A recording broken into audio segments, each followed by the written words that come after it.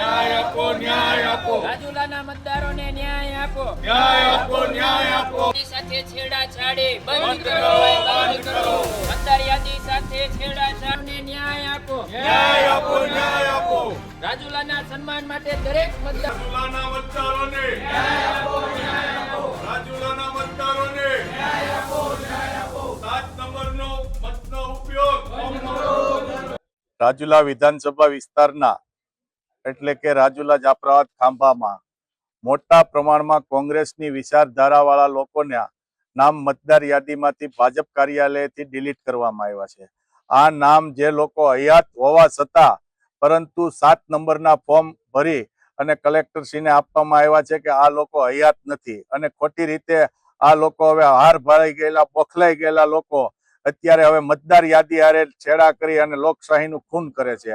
ત્યારે હું તમને વાત કરું કે ફોર્મ નંબર 6 જે છે 7, 4 એ બધા ફોર્મ BLOમાં ભરાય છે અને 7 નંબરના ફોર્મ માત્ર ને માત્ર 3 દિવસની અંદર 6777 જે ફોર્મ છે એ આ પ્રાંત કલેક્ટર ઓફિસમાં ખોટા રજૂ કર્યા છે અને એ ફોર્મ કોણ ભરવા આવ્યું, ક્યારે ભરવા આવ્યું, એક વ્યક્તિને કેટલા ફોર્મ ભરવાનો અધિકાર, એ તમામ માહિતી અમે માંગી છે અને સાહેબને કીધું છે કે 6777 જે ફોર્મ છે એમાંથી એક પણ ફોર્મ રદ ન થવું જોઈએ અને જે કોઈ લોકોએ આ ફોર્મ ભર્યા છે તેમની સામે કાયદેસરની કાર્યવાહી થવી જોઈએ અને લોકોને મતદાનથી વંચિત રાખવો એ એક ગુનો છે.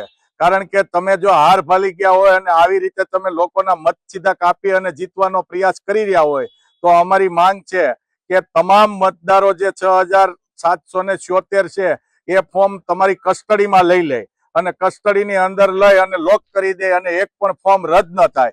અમને જાણવા મળ્યું છે કે અહીંયા સાલુ નગરપાલિકાના સભ્ય જે મુસ્લિમ હોવાથી એમનું પણ નામ રદ કરવામાં આવ્યું છે. વોરા જે ચેમ્બરના પ્રમુખ છે એમનું પણ નામ રદ કરવામાં આવ્યું છે.